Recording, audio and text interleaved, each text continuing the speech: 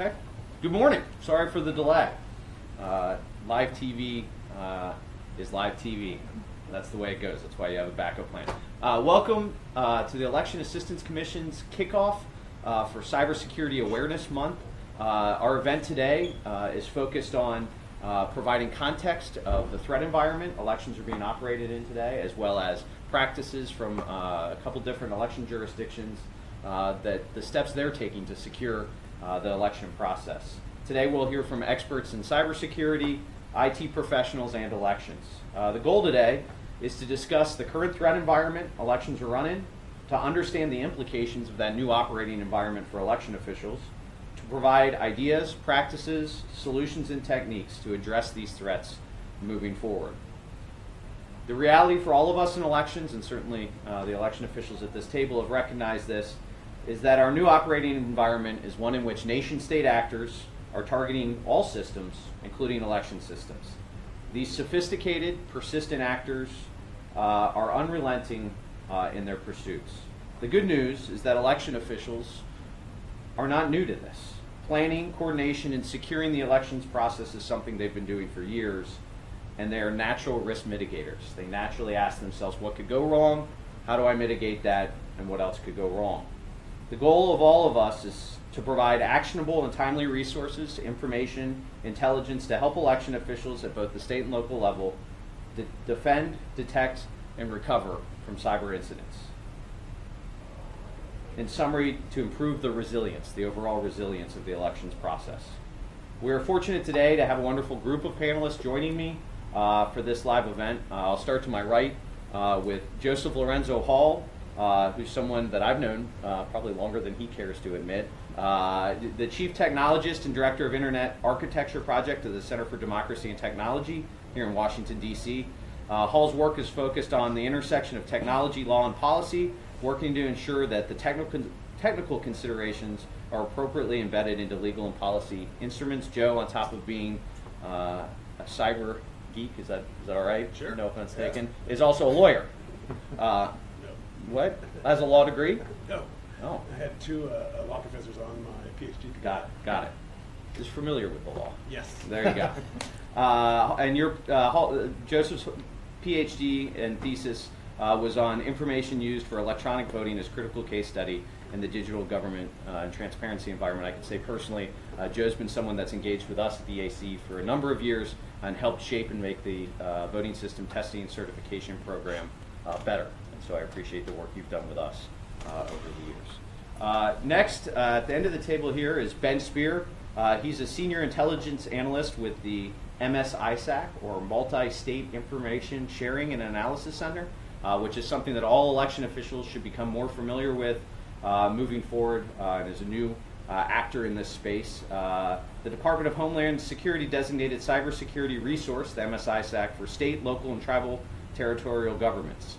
In his role, Ben is responsible for developing innovative new ways to identify and present current cyber threat trends to these constituents, something we want to hear about today, obviously, and serves as a resource on industrial control and now election system security. So Ben is drinking from the election system fire hose and has been out meeting with and talking with election officials from around the country over the last several months. So Ben, I appreciate you being here and dipping your toe into this election space. You can't get out now once you've gotten in. That's kind of the rule.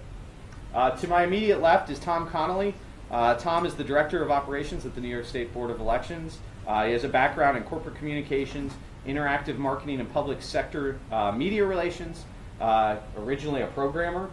We won't judge you on that, which gives him ability to bridge the worlds of technology and producers and users, speaking both languages and being able to facilitate connections between the two on a more effective levels.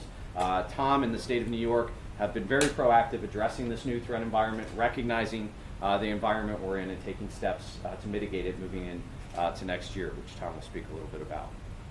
Next up on the right side of the table, we'll call this the western side of the table. Here are the folks from Denver. And first is Scott Cardenas, yes, who is the Chief Information Officer for the City and County of Denver. In his current role, he has the opportunity to work with a diverse business and technological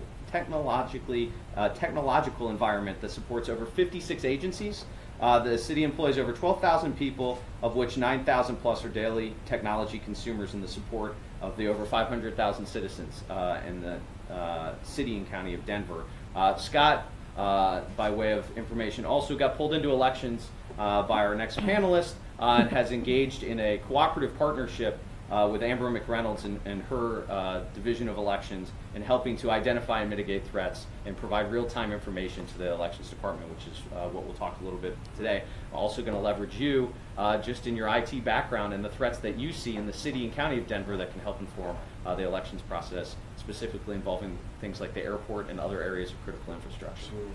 Awesome. And then finally, a woman that needs no introduction to those of us in the elections community, Amber McReynolds, Director of Election for the City and County of Denver.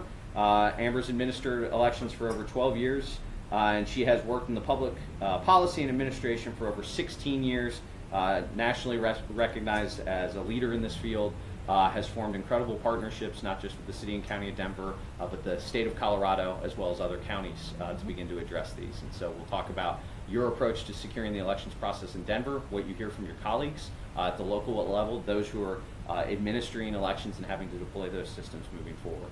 So first, thank you all for being here, sharing your expertise. We'll do this for about an hour, maybe a little bit over, however long you all want to talk, and just really dig into the issues that are facing election officials in this new threat environment. So with that, we're going to start with some opening comments, 2 to 3 minutes, whatever you have, on this new threat environment, on your approach, on what you think election officials need to be thinking about, or in the case of Tom and Amber, what you are thinking about and how you're approaching it. I know from traveling the country talking to election officials, one, they take and recognize this threat and have for a number of years. Again, this is not a new conversation, but the nature of the threat has evolved and the persistence of the threat has evolved as we talk about nation-state actors. And I think election officials, as they are wont to do, are absolutely jonesing for information, for resources, and for services, which I think is really what you bring to bear in the city of Denver and county of Denver for the elections department. So I hope we can dig into those issues and really talk about what that full coordination looks like from federal, from private partners, from folks like Joe and his community, the hacker community, in order to leverage those resources, and then how to share information and mitigate this threat. So I'm going to start, Joe, with you. Just 2 to 3 minutes, opening thoughts. Thank you for being here and participating. And thanks for setting this up. And let me tell you that the Election Assistance Commission has come a long way since it originally was instated by the Help America Vote Act. I've been involved in elections since about 2003, which probably makes me still the youngest election-involved person on in this table, just in terms of how long I've been focusing on this. Before that, I did astrophysics. And what I simpler topics, astrophysics. No. I don't know. It's hard to compare the two. But, yeah. You can't model people like you can a star or a planet. And that's part of what really caused me to leave astrophysics, was that the people problems are the hard problems. And elections are such a hard problem, most notably because it's sort of a customer service relationship with everyone, all the citizens and people that, in some cases, non-citizens that are allowed to vote in your jurisdiction. And in 2003, what I was most concerned about at that time were errors. We had seen a lot of strange things happening that just looked like artifacts of poorly designed technology. For example, in Ohio at the time, we had seen an injection of votes over a modem line that could have easily been sort of a mistake or something, but it's the kind of thing that, as a coder, I knew I could design systems to keep that from happening. Over the years, since 2003, I think I've realized that my interest is much less about the technical artifacts, the voting machines themselves. You know, we've beaten those up for 2 decades now, and we know there are shortcomings, and we're trying to do things, as you see some jurisdictions like Los Angeles and others creating their own voting systems that other jurisdictions will be able to build upon. But now, the way I sort of describe it is up till the beginning of 2016, the elections sort of environment seemed like a pristine meadow with a bunch of rabbits hopping around. And unfortunately, what I think we see now is that there's some wolves in that meadow, and there's some deep holes in that meadow, so things that are out to get you, but also things that you can unfortunately stumble into and cause problems. But the way we look at this at CDT is this is a systems problem, is that cybersecurity is one extremely important part of delivering elections as a service. And some of the things that I've been thinking about are how do we make sure that the elections folks at state and local levels have the tools and the sort of what we call the cultural competency to protect their systems while not, dragging resources away from the other stuff that they have to do. In many election environments, it's what we call a zero-sum game, meaning that if you want to focus more on cybersecurity, you're going to have to pull from somewhere else if you're not getting other kinds of funds. And so our goal is to make sure that we can cowboy up, so to speak, local and state election officials without sort of pulling the air out of the room and reducing their ability to deliver good elections in every other place that you can think of in their operations. Thank you, Joe, and I appreciate it. I want to build off of, as we move forward, a couple of core themes in what you just said, and that is identifying what those cultural competencies are. So what is it, and I think in many cases the election officials have those cultural competencies, they just haven't applied them directly to the IT or cyber environment that they need to. And so I'd love to build off that. And then the human-centered nature of elections. Sometimes I think about the election officials like Amber, who have mitigated much of what she can't control via the process and her controls, and yet it's still a human-centered process, and that introduces challenges for sure in how to address those. Next, I want to go to Ben Spear from the MS-ISAC and allow Ben to give some opening comments both about the nature of the threat environment that we're in, and then the need and importance of sharing information across multiple channels to help mitigate some of those threats. Sure, Matt, and again, thanks again for organizing this. Thanks for inviting us to participate. When we look at the MS-ISAC and we're looking at the threat environment, a lot of times we're trying to understand, who are the actors, what are they trying to do, what is it that they're after. Obviously, in the last year, a lot of discussion around elections has been the concern of nation states. When nation states are targeting someone, there's something they want, and you have something they want in a lot of cases. In different types of critical infrastructure, it might be plans for a new project that they can use and take that technology for themselves, or the like. Or there might be contract negotiations that they want to get access to, so they can have a leg up in contract negotiations or treaty negotiations. In the case of elections, a lot of the data, that's certainly important. I know that's something that people have, one of the things is a lot of that data in elections is oftentimes open source at this point and public knowledge.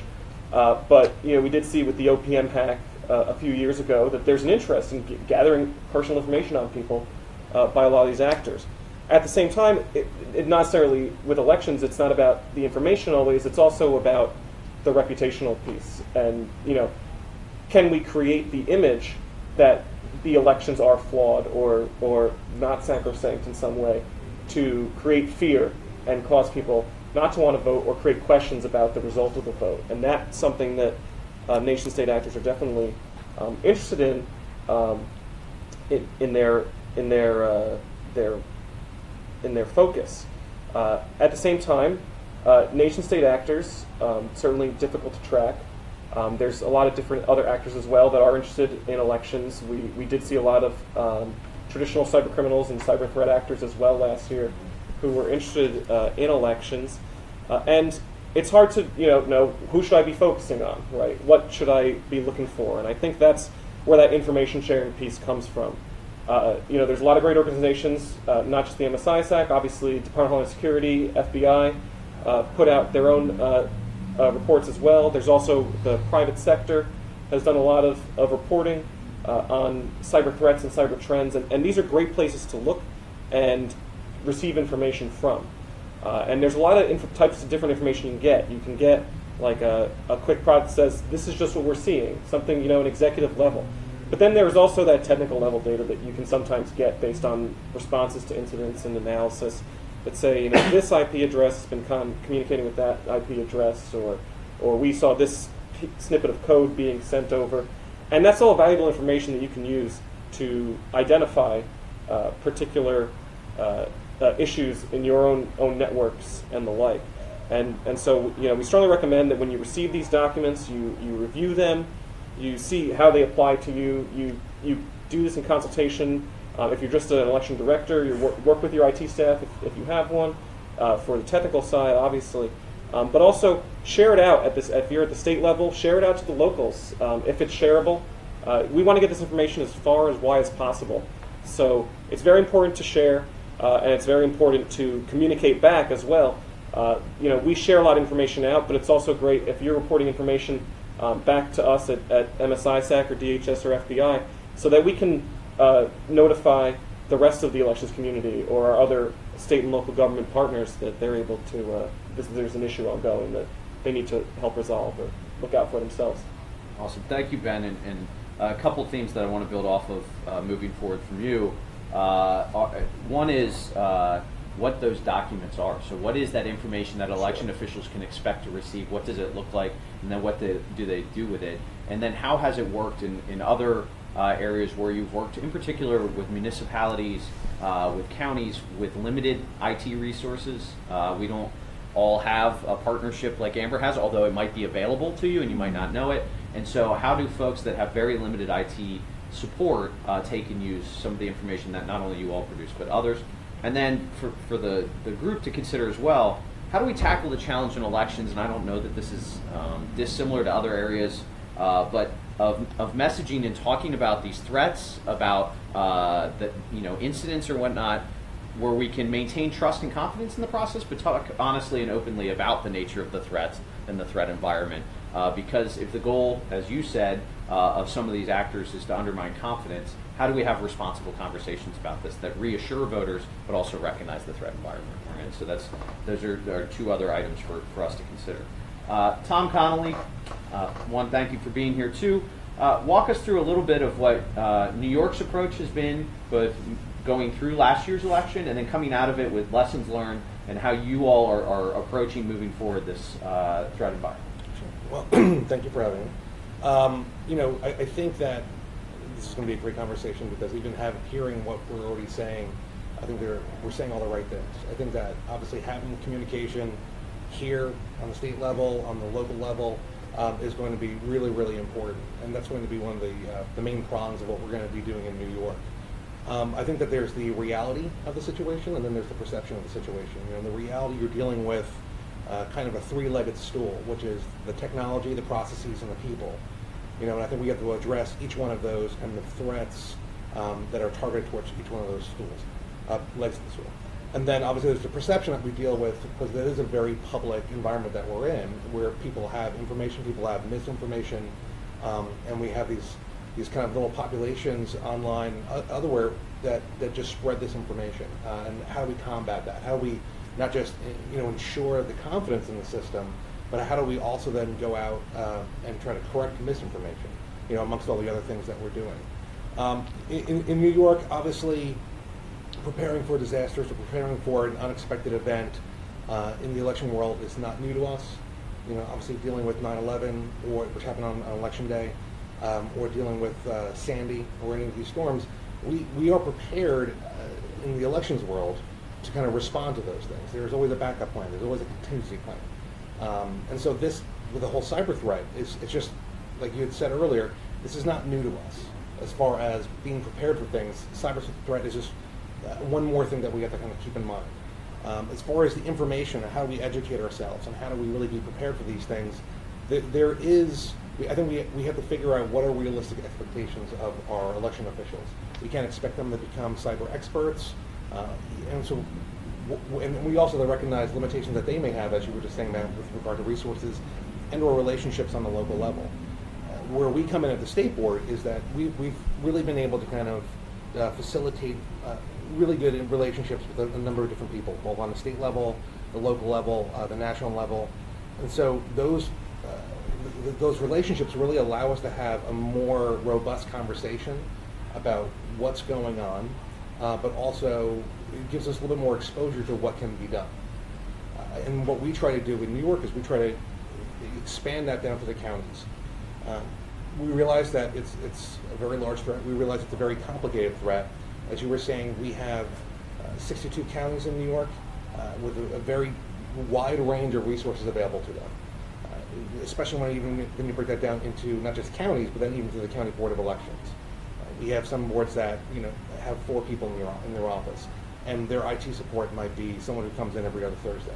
So how do you ensure that a county with a large city and a lot of resources can handle the threats the same way that a county that has 5,000 people in it does it? And so what we try to do is we try to have these conversations with MS-ISAC or with, with you guys and others, and try to share that information. One of the things that we really thought went well last year was that those relationships that we had and those conversations that we had did really prepare us for the election. We think we pulled it off very well, and it's one thing that we were looking to just continue that going forward. I mean, the model worked. We did pull in a lot of different people from DHS, from our governor's cybersecurity advisory panel, and so we're going to go with what works, and we're going to continue to develop that and kind of add to that as we can. I think that going forward, to the processes and the technology, those things are already in place. Yes, we do have to put in additional protections.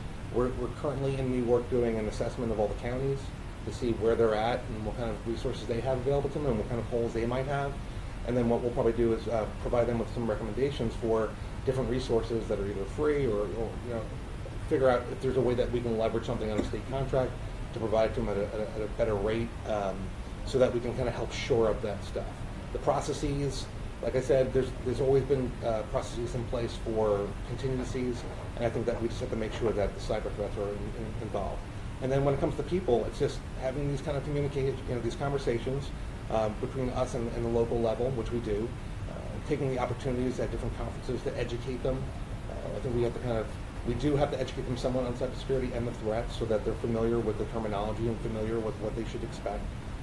And I think that, I just think that, keeping the lines of communication open are really going to be important on all levels. Thank you. I completely agree, and I think part of raising the awareness is also creating a common lexicon in this community that exists in others about cyber, not just threats, but terms, whatnot. And so the EAC engaged in creating a glossary of cyber terms for election officials. It's available on eac.gov to begin to do just that. And so we know it's just a start. We want to contextualize it and make it usable, but at least all of us in this community can speak the same language with folks from MS-ISAC or Joe's community or whatnot, so we're all saying the same things as we talk about these issues. Finally, I want to turn, I'm going to allow you two, so you get extra time, I guess, so it's 6 to 10 minutes instead. The two of you to talk about the partnership that's been created in Denver. Amber, about the approach not just in working with Scott and his team, but the approach you've taken within your office to really secure the process, address these threats on an ongoing basis. And then Scott, I'd love for you to talk about not just the work you've done with Amber, but how you approach these challenges from a city and county level to secure the systems with the thousands of users that you have, because I think there's lessons that you've already learned, right, in other areas that we can apply to elections immediately. So I'll let you all decide who goes first, and then work from there. And I think that Denver's approach has very much been about sort of commitment, collaboration, coordination, and communication. And on the commitment side of things, from a cultural perspective, the City and County of Denver is sort of innovative, really cares about serving customers in a meaningful way. And that isn't just sort of kind of from Scott and I's level, it also starts with the elected officials. So Mayor Hancock, who's Scott's boss, has sort of committed to the idea of making sure systems in the city are secure. My boss, Clerk Johnson, also committed kind of on the election side. And then even as we were talking today, this morning, Auditor O'Brien is also committed to this sort of idea of auditing agencies and making sure systems are appropriately secured from a cybersecurity perspective. So that commitment to the issue and then resources around it are really important. Collaboration. So I started in the city about 12 years ago in elections, and when I got there, we had a tech guy with an office who sort of supported all aspects of the election process. At the time, the city had started to centralize a lot of its operations, desktop support, call centers, all of that, and so over time, the city's centralized model I think is very much why we've had a lot of success in this area. It isn't just one tech guy in an office anymore. I have 5 different technical staff on elections, but we have the entire technology services department that supports the election process with vote centers and kind of security and all the different things that we're doing. So that collaboration with our partner within the city and then around, so other counties, the Secretary of State's office, MS-ISAC, DHS, we have broadened our collaborative efforts with and try to leverage those key partners and expertise that we will never have specifically in the election process. And then the coordination, so of those partners, and once that's created, the coordination of all of that across the board, setting up the appropriate monitoring tools and systems to share information. Last year we had a bridge line open that the Secretary of State's office, as well as all of our key partners, had access to at any point in the day. And then finally, communication. So the precision and speed of the information, I think, is key in this process. For us to address an issue, we have to know about it, we have to know about it quickly, and we have to know about it accurately. And so I think that as kind of what's already been talked about, the communication and with that, not only the communication kind of amongst those partners, but communication with the public, the transparency that sort of we provide across the board in processes, all of that reinforces the commitment and sort of the culture around making sure that elections are secured and then transparent and open and folks can see into it. Scott, from your perspective, one, again, sort of your approach as an IT official within Denver, but then kind of what you've learned and done with the elections department specifically. By the way, thanks again for having me. This is fantastic to have this dialogue and meet folks and continue to refine our process. So from my perspective, holistically, I think when technology works best, it works best when you have a great business partner. The better I can understand what the requirements and the needs and the concerns are and the risks, we tend to put a plan together, right? Where we like to say, plan the work the plan. And so from our perspective, yes, we're here talking about elections and cybersecurity, but from my division or my agency, we also represent the project management office, so we have a holistic plan that we work with. The 311 services, which is another business partner, the night of the election and leading up, network infrastructure and security people, applications people. And so the fact that we can have this year-around dialogue about what the expectations and needs are, by the time the election night typically rolls around, I want to say, knock on wood, it's a fairly smooth process. And I'll just highlight the importance of the dialogue, the relationship, and meeting those expectations.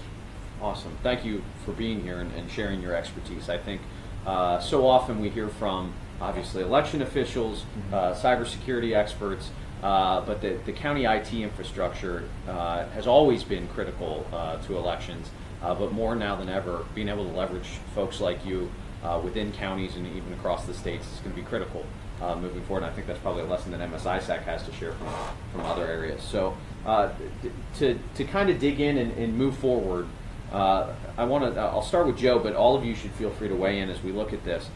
And I'm about to take you to a dark place, Joe. I'll be honest. Take me a little bit inside the mind of a hacker. How do malicious actors think? How can that help us, from an election perspective, understand and begin to address and mitigate those threats? Cool. So first of all, I'm a hacker, and that's why I always, whenever I say the word hacker, if it's meant for bad intent, I typically say malicious hacker in front of it, because a hacker really just means someone who likes to tinker, likes to solve problems, likes to create problems in some cases. But certainly in elections, this is an area where, when it comes to the thinking like your adversaries or a malicious hacker, it actually can help you quite a bit. So for example, I think one statement to most election officials last year would have been very comforting. That statement would have been something like, be aware that spear phishing attacks may happen through your vendor, your voting services providers, or election services entities that you do business with. For someone like me, what that means is, oh geez, there's something live out there, and I can employ things like this. We love props, Joe. This is a very tiny prop, unfortunately, so you probably can't see it. But this is what's called a universal two-factor key. This is unphishable, so this will not respond to a domain it hasn't been registered against. This is the kind of thing that if we had heard last year instead of in April of this year from a leak associated with Reality Winner, that we could have actually better distributed stuff like this to people. And obviously, folks who were aware of those kinds of threats need to know those kinds of things in order to protect against. So, for example, in my work, working with other nonprofits that face really serious threats from anti-democracy entities such as China, for example, we face really strange kinds of things. So, for example, just to give you an example of something that's outside of elections that you may see happening in elections sometime soon, this is an arms race, right? And so a good example of this kind of an arms race was a phishing campaign targeted at a nonprofit called Freedom of the Press Foundation. They do First Amendment kinds of stuff related to journalists. And what would happen is someone would say, hey, I really like your organization. I'd like to know more about this. Where can I find that? And the person would respond, oh, great, I'm really glad you're interested in whatever we're interested in. Here's a link. Go to this link. You can learn more. And then the attacker would respond and say, this link doesn't appear to work. And they would have changed the link just barely to where you may not have been able to notice it. But now it's a phishing link. And if you click on that, it will either ask you to log in and steal your credentials or install malware on the device you're visiting it with. So to really think like a hacker, you have to think it in terms of an ongoing arms race, which is not very comforting for many people in elections. But you have to remember that Target, Home Depot, there's a lot of, Home Depot used to say, we sell hammers, and then they got a serious compromise and breach. And so everyone's sort of starting to realize that if you employ any kind of information technology in your operations, you need to sort of think about these kinds of things and think about the things that we think about, which is like threat modeling. What kinds of things, if they were to disappear tomorrow, would you be dead in the water? Would you not be able to run your operations? So, for example, when Amber talks about having one IT guy, you really need to think about if that IT guy were to disappear, or if he were to be locked out of his systems because of a ransomware attack. Is that a single point of failure? How do you distribute that single point of failure over time to where you can be more resilient towards those kinds of... And you should think about these in terms... It can be errors as much as it can be attacks. And errors, one, an attacker will make a successful attack or an unsuccessful attack often look like an error, but we need to make sure that you treat errors just as seriously as you treat malicious attacks, because that's an example of your system failing and one that you should shore up, lest someone use it to actually compromise you in a targeted malicious campaign. So, one, thank you for that. Taking that and transitioning it over to Ben, as you look at other areas when you're working with state and local officials, and you talk to them about this kind of mindset, but as applied in a nation-state actor threat. Describe a little bit of the mindset, the persistence of a nation-state actor, and why that's different or next level, I guess, Sure. Approach as you look at it. So I think that's definitely, persistence was definitely the right word to sort of move this discussion in that sense, where with nation-state actors, they're playing the long game, right? They're not countries. I mean, China's been around for 8,000 years, right? They're going to stay here. It's not a kid in their room who's looking for a quick fun moment and then moving on to the next thing. These are individuals who they have a purpose, they have a goal, and they're going to do everything they can to achieve that goal. And so, one of the most important things that we say is there's examples where nation-state actors were in networks for several years, and people didn't notice it. There was one incident, I believe it was 9 years, that nation-state actors were in an organization. That was not a government, but there was no way really to track how that even started to begin with, and so that sort of talks to we stress the importance of keeping logs to people a lot. You want to make sure you're logging. You want to make sure that you are tracking a lot of the different important features in those logs, that you're collecting as much information as possible, and you want to keep them for a certain amount of time. Now, traditionally, we tell people they should at least keep 90 days. With a nation-state actor, that's not necessarily helpful. We've dealt with cases going back a year and a half or more, and so there's other artifacts you need to look at then at that point. And that's more on the technical side.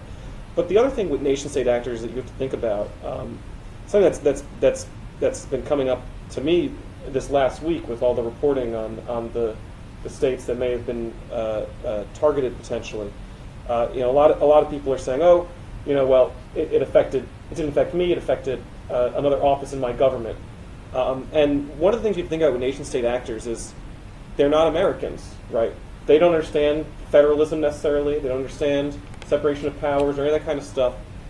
And in a lot of these countries like Russia or China, for instance, it's one-party rule. The executive rules from the top, right?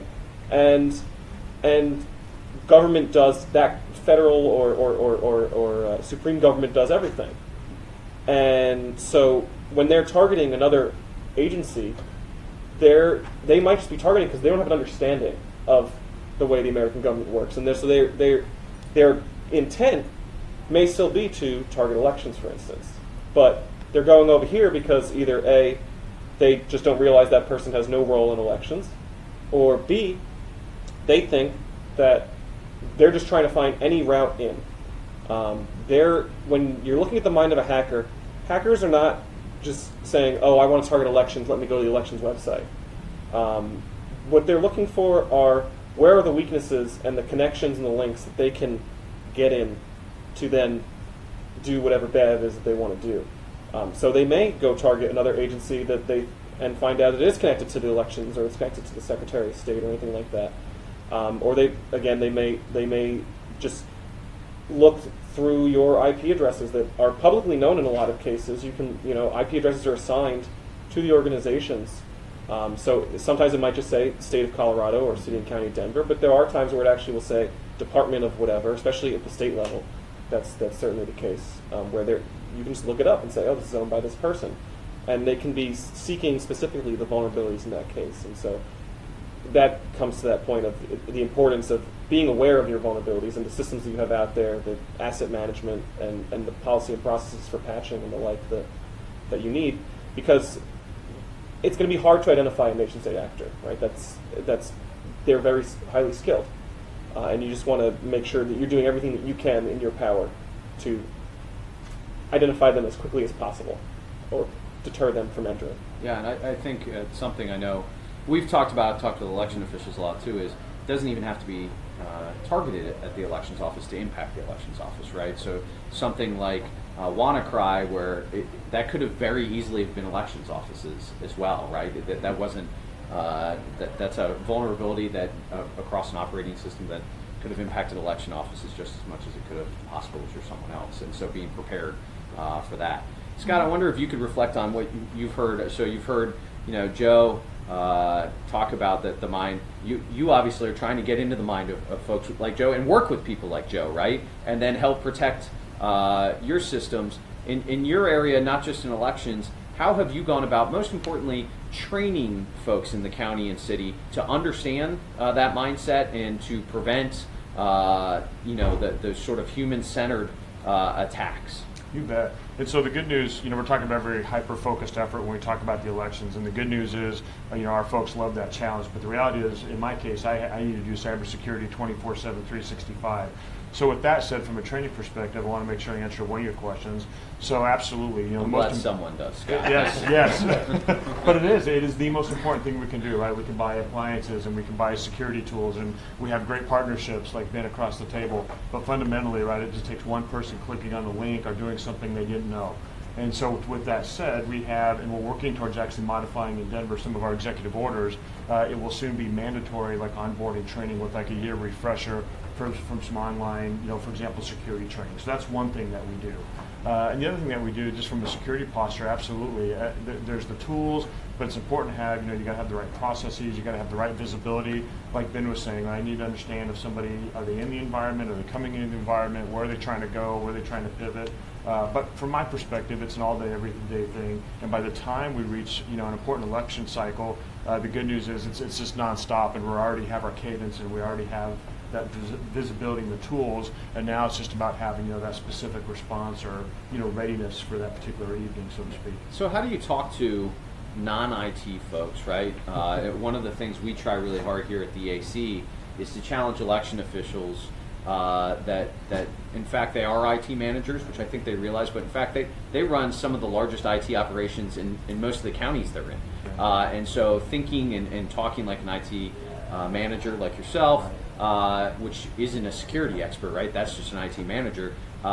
is a challenge. How do you talk to folks, policymakers, folks like Amber, about the nature of these threats and preparation and training like that? Well, Amber hit on this a minute ago, and I want to highlight. So the great thing in Denver that's worked out really well, in my opinion, is technology is a shared service across the city. So the good news, there's kind of that one throat to choke, for example. And I will say I'm blessed to work for, the Mayor Michael Hancock. I mean, he's very engaged. So I mean, one-on-one dialogue about cybersecurity. We have an auditor who's taking a very passionate approach to this. So the good news is, I think it starts with having the conversations at the right level. And for example, when I do my briefings, it's always one of the top 3 things that the mayor wants to talk about. How are we doing strategically? How are we doing tactically? So to answer your question, how do we talk? I think the good news in Denver, it is truly one of the most collaborative places I've ever been in my career. And so it's not me having to break down doors. It's not me sending, internal emails. It's really having that one-on-one dialogue and figuring out how do we action and how do we make that meaningful across the city. And, I'm just fortunate that I work in a very collaborative environment. So Amber, I want to touch on a couple of things as you've listened. Tom, elections is inherently, as you said, a customer-centric, customer-driven process. We want to serve the voters. And Joe touched on, sometimes in our zeal to serve voters, it opens us up to, the most secure operation would be not replying to any emails, right? Not an option for election officials, not an option. And so how have you all approached training your staff, talking to your counties, about that desire and need to be responsive, to be engaged with voters, but also recognizing the security challenges in interacting with the general public in that way? Yeah, so for us, as Scott mentioned, the city does require a series of security trainings that you sort of go through every year. So our entire staff takes all those different modules. I think there's 60 different modules, including the spear phishing, like what to do what to look for in certain emails, and that gets updated and modified. That's also required by the Colorado Secretary of State's Office of all counties. So Denver kind of has their own program that sort of goes a little bit above and beyond, but the state also requires all counties to go through a series of security videos and trainings each year. We also have what we call an acceptable use policy that each county has to send up to the state. We have to evaluate that before each election. We've taken ours, and it isn't just me signing off on that, because frankly, when you sort of go through it, and given our shared environment, technology services ultimately has to confirm that a lot of those things are true that we're kind of signing off on that we've done. So we've made it sort of this collaborative event in Denver. Scott's team actually audits our compliance with that agreement that we're going to send into the state. Over a few month period, some of their auditors come. We also use third-party vendors to do penetration testing and different things like that. So kind of leading up to signing, it isn't just a piece of paper to us. We actually go through, we even add in columns where, well, we can modify this or add to this or change this for next time. So it kind of is a living, breathing, continuous document that we continue to look at, modify, and then once it's signed, it is a big deal because it's Scott that signs off on it, I sign off on it, we get briefed by all of the different teams that did the work to prepare for it and make sure that we're compliant. So I think doing those things are very much key. The state certainly appreciates our approach to how we kind of deal with that document, because they get a lot more detail from us than they probably normally do. And I think it's a best practice. I think using that document to then engage your technology partner within your jurisdiction.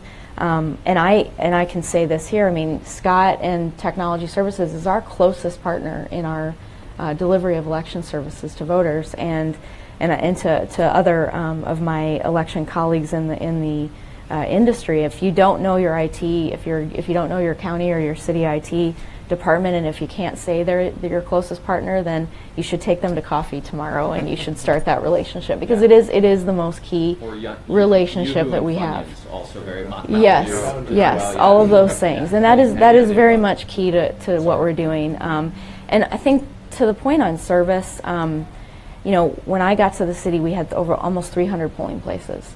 So we were polling places, we had early voting sites, and then we had some absentee voting.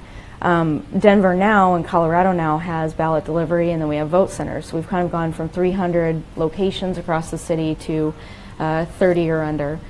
So we've essentially, in my mind, mitigated a lot of risk where we don't have as much equipment, as many places open. And we also have a longer window of voting so that everything isn't concentrated on one day.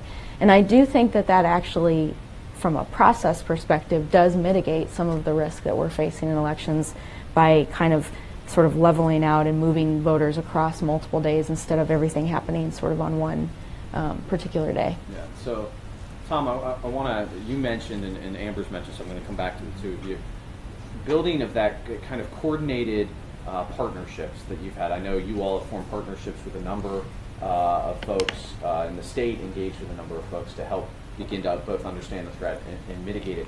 How did you even get in the door? I know a lot of election officials, there's this challenge where other areas are stovepiped and they say, man, not part of our mission, you know, good luck. How have you been able to get in the door to have those conversations? Have you been welcomed? Oh, we were wondering when you're going to come talk to us about this. And then how have you built those relationships? And then to the two of you, I'd love for you to talk specifically about how you went from one guy in the IT department to being able to leverage Scott and his entire team, and what specifically you all are doing together to secure the election. So, yeah, well, I think what we were able to do, the governor does have a cybersecurity advisory panel, and that was really instrumental in starting the conversation as far as pulling in some, even local, as far as just state resources. So last year we would sit down, we would talk with state emergency management. We have our own kind of state, kind of homeland security. So we're having those conversations, and then we just kept on. Were you originally part of that panel, or as things emerged last year, they were like, man, someone should talk to elections? I think that they actually wanted to know where we were at as far as elections. So they were kind of, I think, covering to a certain extent, are we okay? Are we doing what we should be doing? And we realized that we could obviously do more, and there's always more to be done. But at least we had a good number of people in the room asking the right questions and learning about the processes, because a lot of times, people think elections officials work 1 or 2 times a year, not realizing that's an ongoing thing, day in, day out. And there's a lot of people that don't necessarily understand all the different processes in play.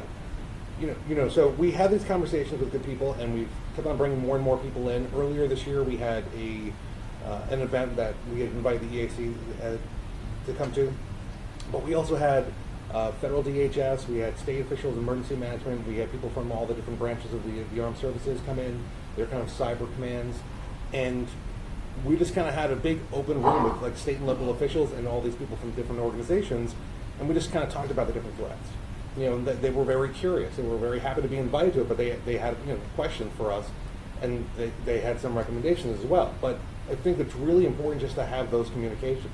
I think, quite honestly, probably the biggest obstacle is just not trying. I think that you'll probably find more people are receptive. I mean, in our conversations with the federal DHS, a lot of times what we hear back is like, you guys are way ahead of the curve, but you're one of like 3 states that are actually talking to us. When they came out last year and they were offering free services for like scanning or vulnerability, you'd be amazed at how many people did not take them up on that. Now, I understand that some people are like, I don't want you poking around my system, but at the same time, you have to recognize that this is kind of greater than you. This is the elections, and we're dealing with something that has to go on, and it has to be pulled off with integrity and certainty. So you need to be realistic about the fact that maybe you're not covering all the things that you should be covering on a state or local level from a security standpoint, and maybe there are other people who know more about it than you do. So don't be too full of pride that you don't want to bring other people into your house. We're all working towards the same thing, and I think that when you try to have those conversations and those relationships with that kind of approach, like, hey, listen, I need you to help me out. You're going to get a lot more of a receptive response, and then you can kind of move forward. And then it's really good to have a two-way dialogue so that there are people who, like I think, like you were saying, plan the work with the plan, but you have to understand what it is that we're doing. So I think that for more technology providers, they have to understand what elections people are doing and how do we secure those systems. Yeah, I think you've touched on something, and I know, Joe, you've experienced this in this community, that there are assumptions made by, I think, some in the security community and whatnot, that election officials aren't interested in security or haven't thought about it, which isn't true.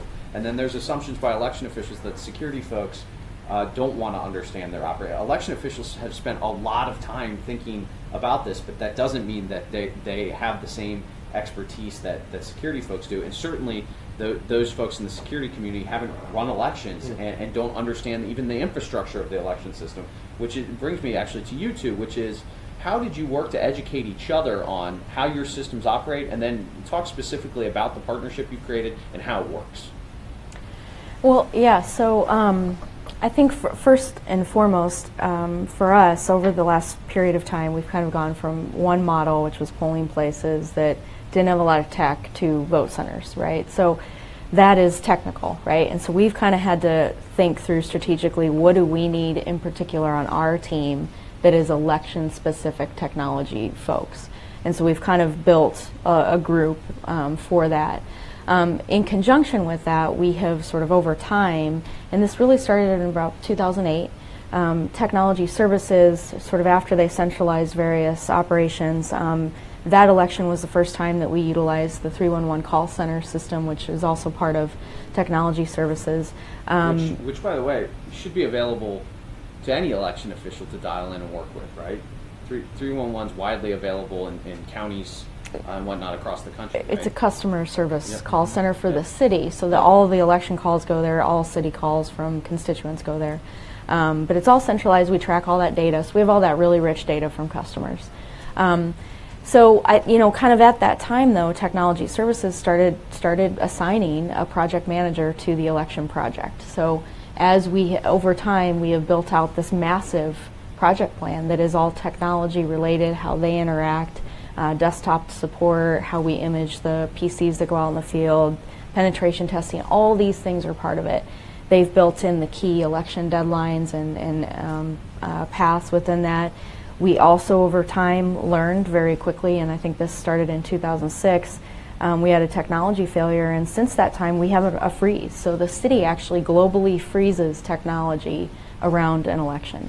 So they don't update various systems, they don't patch unless it's critically necessary. So everything is frozen because of the election, and I'm not aware of any other jurisdictions that sort of do that globally like that. But I think that has given us an ability to respond to threats in a easier way and identify what potentially would happen. So that massive project plan, the commitment on technology services side to assign a project manager, and he's now been with us 8 years. And he says it all the time. He's like, it's taken me 8 years to understand the election process, and every time I come over here, there's something new. Yep. But executive leadership, all of that, they've committed to that. Scott's had me come over and speak to the entire department a few times. So there's this sort of very specific communication, tasking, all of that throughout the election process that they and their team do. Right. Yeah, so I mentioned earlier, but the good thing is for us is it's really a larger effort than just around cybersecurity. And I'll give a quick pitch, and Amber said this, folks could really reach out and embrace their technology group. The good news is, right, you can imagine me and others like me, we're constantly asking for resources. And so now through the partnership, right, any more that I can do to justify a need in the city, right, the great news in the partnership, those needs and those asks, come a little more frequently. But Amber hit on it. So for example, if we're going to go through this compliance list, it could be easy to just sign off. But we actually, for example, we'll send a security analyst over to physically walk the space. Is there supposed to be network equipment in a locked cabinet? Is it locked, right? Somebody's actually over there pulling on the door. Do we do the proactive, rogue Wi-Fi scanning? And so we've learned that over time, and I'd like to say each one we do, we get a little bit better, to the point that the gentleman that Amber talked about that's been doing this for 8 years, well, he's getting ready. I can't remember who said it. You get very people dependent, and what happens when those people leave? Yeah. Well, this gentleman is getting ready to retire, well-deserved retirement, and so the good news is we already inserted another project manager, so we get some crossover before this person leaves the city, and we don't have this gap in between folks. And so, and I said it earlier, but I just want to say it again, technology is best when you have a great partnership, and Amber and her team do a phenomenal job of just helping educate technology people on the election process, and just making sure we understand what those needs and those wants are so we can deliver. Yeah, so I want to ask you first, Joe. So we've talked about the partnership with perhaps a county or city IT department, but there's also additional partnerships available via MS-ISAC or other areas, and specifically, how would you recommend, I guess would be the first question, and how would you recommend that election officials could bring in I think what you call, white hat hacker, patriot hackers, to engage. How do you engage that community? They're obviously diverse across the country. Would you recommend that? How can that be a productive conversation? Then for Tom and Amber, have you engaged that community? Have you thought about how to engage that community? Have you engaged in other areas to approach that? Yeah. So, just as elections are distributed where people are, to some extent, the information security community or the InfoSec community is also distributed where people are. It's not exactly as equally distributed, but this is something that over the next year or two we're going to be trying to catalyze, which are interactions between local and state government, not just elections, but in this case, local and state election officials with their local InfoSec community, because there's a lot of things that they really enjoy helping you with that don't even require touching technology. For example, threat modeling. What are the things in your facility that people have raised concerns about before? Maybe someone snuck in a badged entry door behind someone else and they weren't supposed to be in that area. Well, that's a good example of something that a hacker or a malicious hacker could use, and we always try to use sort of the white hats, the good guys, versus the black hats, the bad guys. We always try and use the white hats to the extent we can to help us prepare for the really bad guys. And so there's threat modeling exercises, things like what we nerds call war walking, looking for rogue Wi-Fi access points. A lot of the protections in elections require isolating different networks, and it's just human, unfortunately, that someone who's having trouble getting one thing from one place to another might go to Home Depot or whatever, buy a little Wi-Fi extender and attach it to that air-gapped network before you even know what's happening, right? Hopefully you have systems that will alert you to, hey, there seems to be more weird traffic coming through this network than should be, but it may actually require you to develop a process where you randomly or regularly walk around your facility looking for signals for something that has been installed, and usually not by someone meaning bad, but by someone who's trying to get their job done, right? Mm-hmm. So that's often, and I have to emphasize, there's a huge focus on what we call perimeter security, making sure that you keep everybody out with firewalls and all these other kinds of very sophisticated kinds of technologies. The thinking these days is much more about, well, we don't just give anyone who gets on our network or can VPN, remotely get into our network carte blanche. We still have to have some protections on our network, and you guys may do this, but there's a whole set of materials, like in the private sector. Google, for example, has a set of documents about beyond corp, which is their sort of look. We need to think more about people who may already be in our systems before we even started building this stuff, and this is why nation-state actors and those kinds of threats are hard and very difficult to protect against. But as I say very pithily, you have to think about the Tony Sopranos too. You have to think about the local folks who may just never thought about targeting elections, who for some reason may want to swing the vote on a waste management bond. Hopefully you don't elect local waste management bonds, but there are jurisdictions that do this, or school construction or whatever, and you need to think about those. Not, they're not the exact same kind of threat. They're not as persistent. They're not as resourced. But dropping $100,000 into a tech worker's funds could move a lot of things, and so you have to build up monitoring facilities even internal to your network, not just ones facing externally that can note those kinds of things as well. And, yeah. Any reflections on that? I know you and I have talked about engaging not just the governmental partners, the private sector partners. I know we have engaged with the project at the Belfer Centers, working with Google and Facebook. Do they have resources to bear? Obviously, they have a lot of knowledge to bring, right? They see these kind of threats all the time, and what tools are available from that. With that said, I wonder if each one of you could share, particularly the election officials, as you've gone through your kind of threat assessment, what do you perceive to be the largest risks to your system as you look at the threat environment? And then what steps have you taken, are you taking to detect, deter, recover from those threats? How have you prepared? What tips would you give your colleagues across the country on that? Do you want to start? Sure. Go Well, I think, just to go back for a second with regard to the private Sure. partnerships, I mean, we did find those. We did utilize Google's Project Shield last year, just for kind of mitigating DDoS. And say what that is real quickly, because I know that's something we shared. I know Google created a product well, they didn't create, I think it already existed probably, but for election officials to be able to use. So to talk a little bit about what that was. Sure, because I mean, obviously one of the types of threats that we have to kind of keep in mind, especially when in a business where we're providing a lot of information to the public, is any sort of a denial of service attack to take it down. Obviously, there are legitimate reasons why there's an increase in traffic. On election night, if people are looking at results, people want to see, they keep on hitting refresh over and over and over again. In the lead up to election, people are usually trying to look up to see if they're registered to vote and where do I go to vote. We get millions of them over the weekend right before an election for people trying to figure out where they go or to. Facebook's Register to Vote campaign, right? Where they drove a Oh, lot of sure. traffic to online registration, right? Without any kind of warning. But so we have that information is really important. Always needs to be available. So what Google Shield did was basically put a little layer in front of us. So it kind of did some of the work for us. It also did some caching of information on the back end. So every time someone came to get some tidbit of information, basically Shield's looking at it and saying, well, let me just see if it's changed first before I even go and ask the state board. Now, it doesn't look like it's changed, so I'm just going to kind of give you this copy that I already had. So it really helps balance the load, what was coming in.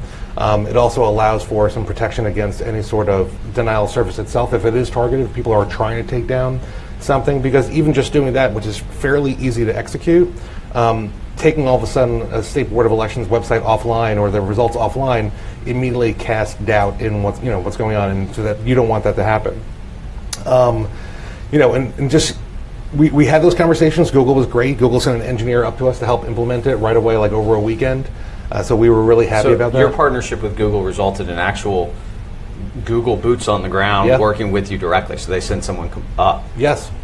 And so, That's awesome. Right. And then the other partners, and Google's involved in this too, but obviously the Voting Information Project, we provided information to them as far as poll site locations because we wanted redundant data. So if for whatever reason our site goes down, we know that the actual valid information is out there and can be gotten to. And it's helpful because I know at least with the IP, it's getting to the right places. So, on election day, the Google Doodle is a little ballot box, and you can click on it and you can go find out where do I go to vote. Well, at least I know they're getting the right information because they got it from me. Same thing on Facebook or anything else, like the social media places, they have a lot of tie-in. So it's important to have those redundancies built into the process. Yeah, and redundancies, contingency planning, as it were, has come naturally to election officials. It's something they do well already, and we used VIP the same way in Ohio as sort of that backup. But I'm intrigued, outside of your governmental partnerships, are there other public-private partnerships that you've forged or have explored to continue to address this, securing the process? Yeah, so I do think there's more opportunity actually, whether it's the business community or, and we have an elections advisory kind of stakeholders group, and we're trying to add some sort of technical folks to that group. Scott serves on that group, but we're also kind of considering possibly from university level, sort of technologists and other places. So I think those are really good partnerships. And then I think just continuing to enhance that, like look for opportunities is really important because it's sort of this continually changing sort of world and environment. One of the things that we've done that I think has also helped is, we do press tours, so I'll literally spend 3 hours with all of the kind of local political reporters, walk them through, they get footage of all the processes, they get an explanation on security, and we kind of make that part of what we share with them. So in the event that something does happen, we can sort of say, this is what we did, here's how the response was. So I think that kind of interaction with the press and sort of the educational piece of that leading up to the election is really important. And then I think, kind of beyond the technology partners and beyond sort of what happens sort of in the city, emergency management providers within the city and elsewhere are really important. So we stood up the Emergency Ops Center in the city, which was in a bunker underneath the city and county building for the first time actually for the election last year. That includes fire, safety, that's a lot more broad than just sort of technology. And I think having all of that in place and educating not only sort sort of just the two of us and sort of our immediate partners, but that wider audience is really important as well. Absolutely. That leads into something I said that we're going to touch on that I think is a real challenge for election officials, and that is how to responsibly discuss, work with security folks, have third-party validators to say the security threats are real, the threat environment we're in is real, we've done the best we can, there's no such thing as secure, right? There's just ongoing efforts to continue to improve the security. And so how do we, as we look at the election space, how do we talk about the reality that we're in while still reassuring voters that the process works, that the vote's going to count, that it has integrity, moving forward? Because election officials go through all these redundancies, but I think a lot of times how to discuss, how to have those talking points to talk about the steps you all take and share that confidence. So I don't know if you all have some thoughts on how do we talk about this responsibly. So let me just jump in real quick. I would probably be the person you wouldn't expect to speak first here, but over the 14 years that I've been working in elections, I think I started off mostly scaring people, mostly. And this is a lot of the work we did, which is, hey, here's how bad your voting machines are. Yes, they're 15-year-old computers. They're going to be very bad, right? I don't think scaring people does anything good anymore. I think what we need to do now is recognize that this takes a village, and that when you scare people, you sort of close doors that otherwise could be open, and so that's just from my perspective. I just want to recognize that I'm going to be working hard to make sure that it's not just about, hey, you got a problem. It's more about, this is an interesting problem that we can solve, and to the extent you need help or resources. And it's not just scaring people or the election officials, because I think particularly as or the people, right, it's the voters, right? I think election officials, particularly after we come out of an election, every election official, I don't know one that doesn't look back and go, what could we have done better? How can we improve? And that includes with the security of the process, right? So those kind of direct, real conversations are important, but having honest conversations with voters that also allow them to have confidence in the process moving forward, right? How do we approach that conversation as we move forward? No, I'd like to add, and Amber mentioned this earlier, but I think if I understood the spirit of your question, which is how do you address this and have the conversation, in my mind it's always really nice because we have this standard project planner methodology that Amber and technology services have built. And so when somebody comes and wants to speak with us, I always feel this great alignment, whether Amber's in the room or maybe I'm not in the room, I feel like you're going to get the same response from one of us. And then I'll just say, again, to address it, I think you called it a nerd walk. Is that earlier? War walk. Yeah. War walk. I'm sorry. Okay, war walk. Same thing. It is a nerd walk as well. It is a nerd walk. But what I want to say, and I want to give my information security team a ton of credit, that we call it the scenario walking approach. And so the good news is prior to election, going back to can we message it correctly, we've got if this, then we're going to do that, right? And we've got these multiple scenarios ready to go in the event something happens. So, Amber, I don't know if it happens to you, I've never asked you this question, but when I'm with the mayor, right, or another city official, and I have to speak to this, the nice thing is I can speak intelligently to it at many layers, thank goodness, because we have this partnership. So. Yeah, and I think like Scott and his team, they came through the tour. So when we first started kind of like reevaluating some of this, we literally walked them through. And as voters, right, most people that we're going to deal with, technologists, whatever, are voters. And so that's the one kind of commonality. And it's like once you fill out your ballot, what happens to it after that? And so when we kind of provide that, I think it, number one, highlights transparency, but it also shows all the interactive systems, because the statewide voter registration system is one component of a very complex election network that actually pulls all of this off. And in Denver and Colorado, with our vote center model, even more technology involved in that. And I think you asked me earlier what I thought was the biggest risk. And I think that, kind of along those lines, that given that our statewide model is a statewide web application connecting to the statewide database, I still think that is our greatest risk in Colorado, and one that we've had 2 issues now before 2 major elections, and so I don't think we have fully adequately done everything we can to mitigate that risk, and I think that's work that needs to be done not only kind of from Denver as a partner, but with the Secretary of State's office and kind of that local state partnership. But I think another risk that was not talked about a lot last year is, we can control what we can control, and we do all of these great things to do that.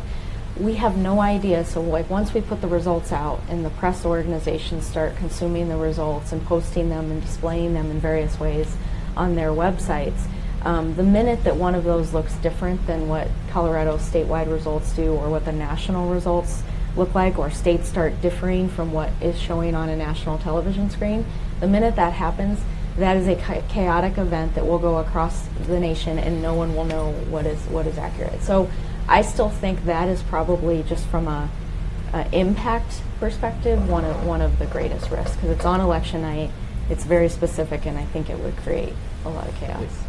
I think what you're highlighting in part, which is actually the next item I want to get to, is the need for a comprehensive incident response plan. Mm-hmm. Right? So that may or may not be an incident. There may be nothing wrong, but you're going to be asked. And so I wonder if, starting with you, Ben, what are the core components of a good comprehensive incident response plan? In many states, and certainly in many counties, they've already prepared a good contingency plan that's comprehensive. Right. And so this incident response, I think, is just taking that same thought process and applying it into this space. So right. Some key questions that you have to ask yourself and components of a good incident response. So I think the place we want to start is who's going to respond if there's an incident, right? What are you going to do? How? Like you said, you need a plan in place, and you start that with developing a plan. That's the first part of the plan is developing that plan, looking at it, and looking at those steps. Then you want to be able to identify an incident, right? It's not always going to be that the MS-ISAC or DHS or someone calls you and says, "Hey, we found something," right? You will also want to be proactive and be looking for malicious activity yourself. And so that identification is a key part of that. And then how are you going to contain whatever happens? So you have to have, especially with election systems, I mean, a lot of cases those are segmented in some way. But you want to be able to have a written process for, if we see something, are we going to pull the plug? Are we going to move it onto this separate network here? What are the steps you have there? Once you've sort of contained that and put it there, you want to eliminate the threat, whatever it is. You want to remove the malware, cut off the connection to whoever it is that's coming in, and then you need to decide how you're going to resolve that issue in the first place. Are you going to just put that same system back? Are you going to have to patch that system? Are there other segmentation pieces that you need to do? Do you need to put a new system in because that system is just so broken from whatever malicious activity? And for me, I mean, the most important part in any incident response is looking back at how we did. I mean, you guys mentioned you look at it every election night. How did we do this year and recover? You want to do that with an incident as well. How did we respond? Did the right people get contacted when we found out that there was an incident? Did we take the proper actions? What other actions can we do better? Do we need to have longer logs, for instance? Is that something? So to me, the biggest part of incident response is actually after the incident response is how did we do that incident response and how can we do that better the next time? That's definitely. Go ahead. Yeah, no, I agree. Those are great points, and I think about this a lot. And once again, the great thing, if you can establish these partnerships, relationships with your technology group, since we do this, we're in the business of doing this throughout the year anyway, we've got a fairly standard incident response plan. And the nice thing is when we have this partnership, that is what allows us to tweak it, refine it, give it a second glance, mature it as we go. But no, I disagree with all those points. And the nice thing about working with these groups, I'm going to guess if you can build that partnership, some of these things already exist, and you're just going to help your business partner make it even better. Yeah, I think that, and this goes to not just this part, but also to the whole communication and how we do things responsibly. I think commonalities are really important. I think that, having the common lexicon like we discussed in the beginning, but also being consistent across the board is going to be helpful. I mean, at the state of New York, we obviously have incident response plans already in place because even before cyber threats, came on the scene, there were always other threats, and what do you do in those situations? And the state board promulgated those so that they were consistent across all the different counties. And the same thing would go for cyber. I think that it's really important to know, who's going to be notified, who's going to respond, and then basically, did the plan work? So those kind of conversations and follow-ups are really important. I think one of the challenges, at least in New York, is going to be trying to make consistent and or replicate the relationship that, let's say, the two of you have, because we have, for the 62 counties, there's 58 boards of elections, and their relationship with their IT people, I'm sure, some of them have their own IT people, some of them are completely reliant on the county resources, and they're just another, new hatchling in the nest who's just kind of crying for something, and I don't envy your job, because I know with IT people, especially having been one, you're always limiting your resources and your time, and you're trying to make do with what you can make do. So, just like election officials. Right, well, yeah, and so, but the more consistent we can make it, the easier it will be to implement across the board. And there's ways to make this fun. It may sound very dry, but part Go on. Part of Does it include a nerd walk? No, but part of the cyber incident response plan is exercising. Yes. It's doing simulations, fire drills. You can think of as cybersecurity fire drills. It's something a friend of mine does at he runs the InfoSec department of a large entity. Anyway, but what he'll do is when the news hits that, like, oh my gosh, there's a new ransomware or something like that, something that's huge, it's really sort of in the news cycle, he'll pull everyone in and say, okay, this just happened to us, even if it didn't. And then how do we respond, and you just exercise it then and there. And so it's kind of like a show and tell version of fire drills, right? Mm-hmm.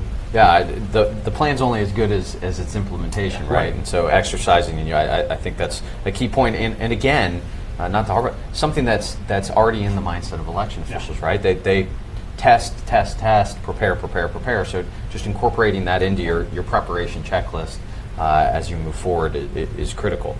So I'm gonna put you on the spot now. We'll do the summations, kind of closing thoughts. And the question I want to pose to you to do the closing thoughts is this: what 2 to 3 simple steps would you recommend either your colleagues or election officials take right now to begin to address, to understand, and to operate in this new threat environment? Recognizing, and Joe raised this at the beginning, I think it's critical, recognizing the incredible resource challenges that election officials face.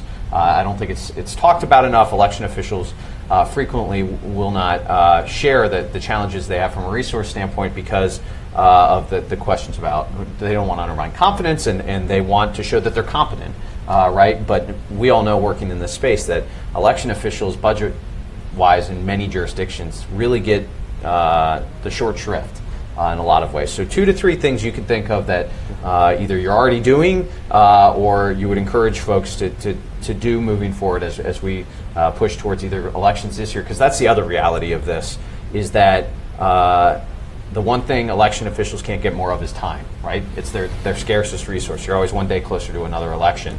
And so we're doing all of this knowing that there are big elections happening right now. Ballots are out right now, or about to be out in Virginia and New Jersey and across Colorado, right? And so that's the other part of this reality. So I'm going to, I think, start with you, Joe, and just work our way around the table that way. Just, some closing thoughts. I'll be really quick since I've talked a lot. I think, quick and cheap are where we're at the moment until you can get resources to do more substantial things, especially if you're in a small jurisdiction. So looking at common threats we know about that are live, being used by horrible people all the time, ransomware attacks. What would you do if all your workstations were locked out, right? Could you recover from that? If your poll worker module just gets shut down, right? Yeah, right, and all of a sudden all the volunteers you worked so hard to get, you may not have anymore necessarily. I think just thinking about what we call your attack surface, which is I don't know why we use these stupid terms, but essentially thinking about the things that you protect and you know you need to protect. And there may be things that for whatever reason you haven't thought as much about in terms of lack of availability, or what if someone made a change to something without you being able to tell that there was a change made to it? That could have pretty serious consequences. And so those are the things I think you can do now in terms of thinking about stuff that will help you.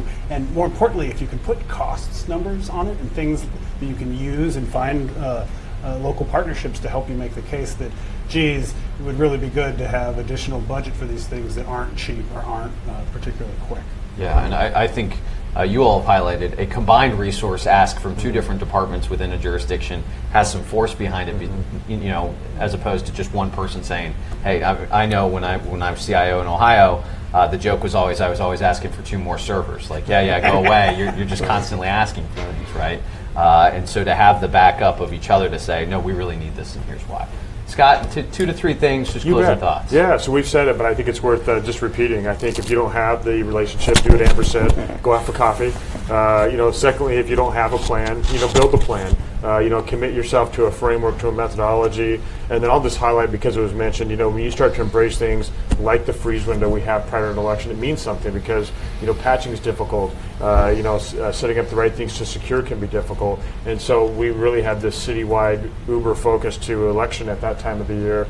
And it's not just a TS and an election thing. We really try to live and breathe that across the city. So. Thank you, Scott. I appreciate it. Amber? So I think if you're an election official and you don't know who the either county or city or even state IT folks are within your jurisdiction, that would be the first to do on the list today. If they haven't been through your process to see it, your sort of centralized process for going through the entire process, I would invite them to come for coffee and see the tour. And then enhance that relationship, build that relationship, look for opportunities to share resources, work together on project plans, bring in those IT folks that you may or may not be working with now to do that. And then seek resources. So I know the EAC has a few checklists now on cybersecurity. EVN, I think, put out one. I actually am a very big supporter of the critical infrastructure designation. I think it's long overdue. So I think it's going to give a lot more opportunity for more of these partnerships to happen, and also kind of infiltrate resources for election officials, whether it's on the communication side of things or even just the sort of info sharing side of things. So those would be my 3. Thank you. Ben? Yeah, and so I think to start, the one big theme we've definitely heard today is build partnerships.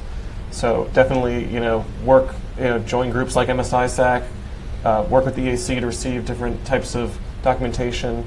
If I wanted to engage MS-ISAC right now just to receive information, one, is it free? And Yes. 2, how do I do it? So it's free, and you can just go to our website, msisac.cibsecurity.org, and there's a giant button that says register. You pop in your information. We send you a quick little membership agreement that is basically a non-disclosure agreement that says, this is how we're going to share your information, if that's how you would allow us, and we'd ask you to respect how we say we want our information to be shared. And sign it, send it back, and you're a member, and you'll just start receiving all our things. And so that's definitely a piece of it, those partnerships, not only just with the government, but also talk to your vendors, right? What are your vendors doing to ensure that there's a security of your systems at that level? Again, number 2, sort of back to that piece of be a carnivore of this information. You don't have to just get it from MS-ISAC or EAC or DHS. Go look at what the cybersecurity companies are putting on out there. There's a lot of information on securing systems, whether it's election systems or any IT systems in general. And that's really a great resource if you just want to understand what's going on out there and how you can protect against it. And the last piece I would say is that people should focus on the resilience piece as well. Is sometimes something's going to happen. What are you going to do to ensure that the election goes on, right? Maybe it's a matter of, if you have e-poll books. And I know there were some cases last year where the e-poll books went out and then they had to wait for the printed poll books to be brought out from the central office. Maybe you just also have the printed poll books there to make sure that, because we want to make sure everyone has a chance to vote, right? Everyone's not going to have the chance to vote necessarily if we're waiting for that kind of process. So maybe it's something as simple as that think about those resiliency processes to ensure that everyone has that opportunity to vote, and we don't have any questions about that. Thank you. Tom? Sure. I think that, and I'm going to be repeating some things that have already been said, but you're really looking to engage and educate. I think that it doesn't cost much to have a relationship or to kind of really try to develop a relationship with someone. Starting off locally, like we see here, find out who your local IT guy is. I had done a presentation to the counties over the summer about cybersecurity, and one of the things that I had said, bake them cookies. It's just something like become their new best friend. so have those relationships, but then also engage with. I'm a little worried we're going to have some diabetic IT officials across the country, but we can talk about that. We can. Kale chips. Okay. But then obviously, engage on a larger level with outside partners. Not just the public and private entities, governmental partners, things like we've already discussed. So, and by that process, you're also educating yourself, and educating others. And then lastly, you really have to kind of engage and educate the public. Because I think you need to kind of make sure that you can do everything you can to ensure that their perception of what's going on and that their vote's going to count stays intact. That's one of the overarching challenges that we have as election officials, is to make sure that the public confidence in the election process never gets swayed, which is challenging. But the more that we can kind of engage with others and learn more throughout the process and then communicate that with the public, I think the better off we'll be. Absolutely. Well, I want to thank each and every one of you for your time, for engaging in this conversation. You're not off the hook. We're going to continue to work with you and others to continue this conversation, not just this month, but moving forward. A few closing thoughts to kind of summarize what I think we've heard here, and I actually think Amber had it from the get-go. Commitment. A commitment to addressing, identifying, and understanding the threats and risks that exist in this space. Collaboration, identifying who those partners are, governmental, private sector, Joe Citizen that's just interested, and responsibly engaging them to collaborate, to educate. Coordination, this to me is a point of focus for the EAC, is engaging and trying to help establish a coordinated response to this new threat environment, whether it's engaging with folks like MS-ISAC and DHS to ensure election officials are in the room talking with them and talking about the process, whether it's engaging folks like Joe and white hat hackers and security companies, or folks like Google, Facebook, the Belfer Center effort. I think all of us recognize that given the resources that are dedicated to elections, it's going to take more than just the county election official on their own. That's too much to ask of them in this position. And the states are certainly addressing and building these partnerships with folks like the National Guard, right? Several states have engaged those. I know West Virginia's had a very active campaign. Identify where that coordinated response can come from, because it's the real way that we're going to be able to respond. And then communicate with each other, communicate timely, actionable information so folks aren't surprised, right? We don't want election officials surprised by what's out there. Election officials, if given the information in a timely manner, will respond. They will. And so ensuring that that's there, and then communicating with the voters. I think having election officials with third-party validators from private sector, from other areas, saying, yeah, they've really worked hard at this, and the process to secure it is ongoing, and you can have confidence in the process, is going to be absolutely critical. And so moving forward, I know the EAC is committed to doing all of these things, to working with folks like you across the country, to provide resources to election officials, to engage in these conversations. If you go to EAC.gov right now, we have a variety of checklists, we have a glossary, we have information on critical infrastructure and what the work that's going on and what it may or may not mean. And so if you have questions, either come to us or your colleagues across the country and ask them, because the only way we're going to really be able to address this is to engage each other and respond. And in the end, there's no more important work going on, right? Securing the process. And so there are citizens right now that may not be a part of the process that would like to be, and voters have opportunities to get involved. They can be poll workers. They can go watch pre-election testing. In many places, they can go either watch the vote count or the certification process. So if you have questions about the process, if you have concerns, go get involved. That is the best thing anyone with questions or concerns can do. So with that, I want to thank you. I want to thank you guys for your time and your effort on this, and that'll conclude this panel for today. Thanks. Thank you. Thanks, Matt.